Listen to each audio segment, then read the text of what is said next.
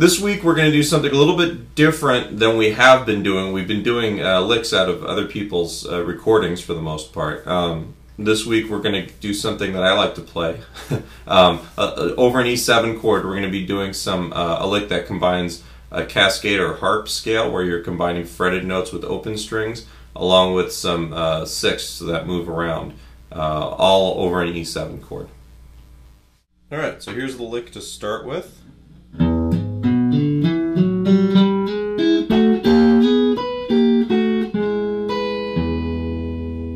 Up to speed.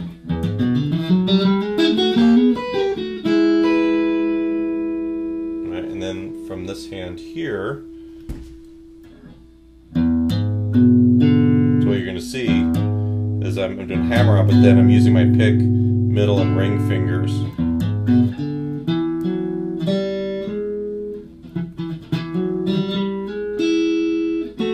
then when I get to the sixth, I'm using my pick and my middle fingers, and then ring finger on the first string.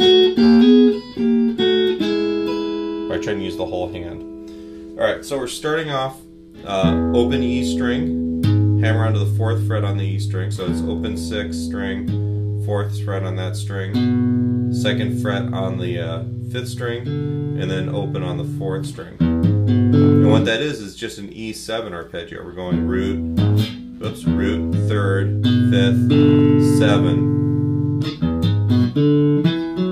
Now the next bit, you're going to have the E, which is the 7th fret on the 5th string, F sharp, which is kind of the 2nd of the scale, on the 4th string, so that's the 4th fret right there, and then open 3rd string, and we're going to get a little chromatic bit out of here, because you're going E, F sharp, G natural, G again, but the G, instead of being the open 3rd string, is going to be the 5th fret on the 4th string, and then slide up to the G sharp on the 4th string.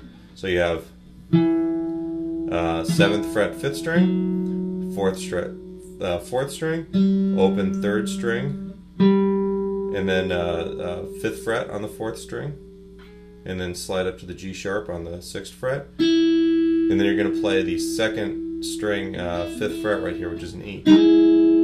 So all together, you want to try and get this as much as possible to get the notes that are ringing open on the open strings. Anything you can get to ring together, the better, and you get that kind of like smeary sound. Yeah, we'll do more licks like that later on. Yeah, those are some of my favorite things to play. Yeah, and we'll kind of explore them over a couple different chords. But typically they're called harp or Cascade scales. In this case, we're just doing over an E7 chord. That's how far we've gotten. Now from this point, the last little bit, that's a 6th, where you've got two notes that are 6 chord tones apart. Alright, and you're going from that, which is the 5th fret 2nd string, 6th fret 4th string, and then 7th fret on the 2nd and 4th strings. Notice which fingers I'm using here. This makes it real easy to slide this around. And so you can do it any 2 fingers, and the listener's not going to be able to hear. But the reality is, if you keep your middle finger on the 4th string, it makes it very easy to play the rest of this lick. Alright, so you got the 7th fret, 8, and then slide into 9 on those 2 strings. And I'm hybrid picking. Alright, and once you're up here to the 9th fret with those 2 notes, you've got the 7th fret on the 1st string, and then you're going to go back down, 8, 7 on those 2 strings, and then this is the beginning one, which is the 6th fret on the 4th string, 5th fret on the 2nd string. And then to end it, I'm going to play while that's still sounding, I'm going to play the 7th fret on the 1st string, and then the 6th string open. All right, and it just makes a big, really wide E major chord out of all of that. Alright, so the lick together, I'll play it kind of slow so you can see.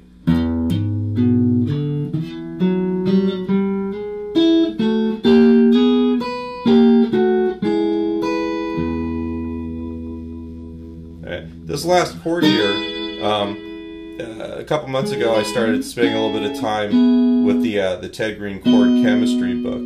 And while it's not super useful, I think, to guys that are just trying to play some rock tunes, there's some really neat chord voicings in there, even if you don't get into the jazz stuff,